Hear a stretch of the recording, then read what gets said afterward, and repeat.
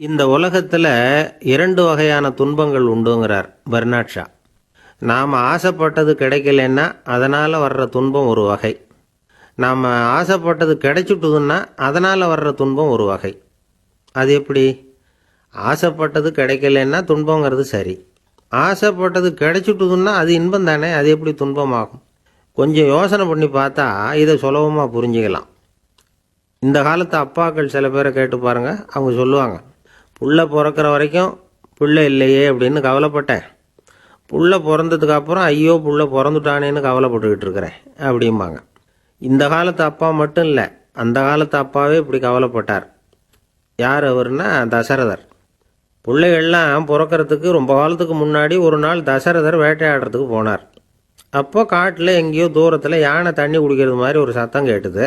மரம் செடி கொடி மறைச்சி இருந்ததுனால அதை சரியாக கண்ணால் பார்க்க முடியல, ஆனால் சத்தம் மட்டும் கேட்டுது. உடனே தசரதர் என்ன பண்ணார், சத்தம் வந்த திசையை நோக்கி அம்பை விடுறாரு. அவ்வளோதான், ஐயோ அம்மா அப்பான்னு கத்துற சத்தம் வருது. அப்புறம் ஓடி போய் பார்த்தா அது மனித குரல். அங்கே குளத்தில் தண்ணி மூண்டுகிட்டு இருந்த ஒரு முனிகுமாரன் மேலே அம்பு பாஞ்சிருக்குது. அவன் தன்னுடைய கண்ணில்லாத அப்பா அம்மாவுக்காக தண்ணி மூடுறதுக்காக அங்கே வந்தவன் இப்போ சாவ கிடக்கிறான். தசரதர் பதறி போய் நிற்கிறார். அவன் இவரை பார்த்து, நான் சாவறதை பற்றி கவலைப்படலை, கண்ணில்லாத எங்கள் அப்பாவும் அம்மாவும் அதுவும் அந்த மரத்தடியில் இருக்கிறாங்க, அவங்க குடிக்கிறதுக்கு இந்த தண்ணியை கொண்டுகிட்டு போய் கொடுங்க அப்படிங்கிறான். அந்த கண்ணில்லாத முனிவர் தசரதனுக்கு சாபம் கொடுக்குறார். நாங்கள் எப்படி புத்திர சோகத்தால் சாக போகிறோமோ அதே மாதிரி நீயும் சாக போகிற, ஆனால் உன்னுடைய புத்திரன் சாக மாட்டான், அவன் பிரிவுனால நீ சாக போகிற அப்படிங்கிறார். சாகிறத பற்றி, அதாவது நாம் செத்துருவோங்கிறத பற்றி தசரதன் முதல்ல கவலைப்படலை.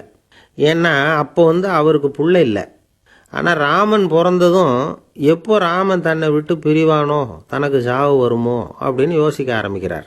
அதனால தான் விஸ்வாமித்திரர் ராமனை தா அப்படின்னு சொன்னதும் மார்புல வேல் நுழைஞ்சி அதனால் உண்டாகிற புண்ணில் நெருப்பு நுழைஞ்சா எப்படி இருக்குமோ அப்படி தவிச்சார் அப்படின்னு கம்பன் சொல்லுவான். கண்ணிலான் பெற்றிழந்தான் என உழந்தான் அப்படின்னு கம்பர் வாக்கு. அதாவது கண்ணில்லாதவன் கண்ணை பெற்று அதை திடீர்னு இழந்துட்டா எப்படி தவிப்பானோ அது மாதிரி தவிச்சான் அப்படிங்கிறது அவருடைய விளக்கம். இங்கே கண்ணிலான்ங்கிறது இந்த சாபம் கொடுத்த முனிவரையும் குறிக்கும். அவர் எப்படி தம்முடைய மகனை இழந்து தவிச்சாரோ அப்படி தவிச்சான் அப்படின்னு அர்த்தம் பண்ணிக்கலாம். இப்போ தசரதன் நிலையை நினச்சி பாருங்க, பெர்னாட் ஷா சொன்னதையும் நினச்சி பாருங்க. ஆசைப்பட்டது கிடைக்கலன்னாலும் துன்பம், ஆசைப்பட்டது கிடைச்சாலும் துன்பம் அப்படின்னார் பெர்னாட் ஷா இல்லையா? அதனால் ஆசைப்பட்டது கிடைச்சாலும் ஒரு வகையில் துன்பம்தான்.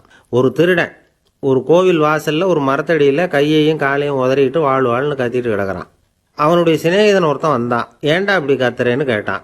சாமி கழுத்தில் இருக்கிற நகையை திருடணும்னு ஆசைப்பட்டேன், ஆசைப்பட்டது எனக்கு கிடைச்சிட்டுது, அதுக்கப்புறம் அந்த நகையை அதுவும் அந்த கருங்கல் தூணில் இருக்கிற சிங்கம் சிலை இருக்குதே அது வாய்க்குள்ளே ஒளிச்சு வச்சுருந்தேன், இன்னைக்கு காலையில் அந்த சிங்கம் சிலை இருக்குதே அது வாய்க்குள்ளே கையை விட்டேன் நகை எடுக்கிறதுக்கு, அது கடிச்சுட்டுது, அதுதான் சொல்கிறேன்னா.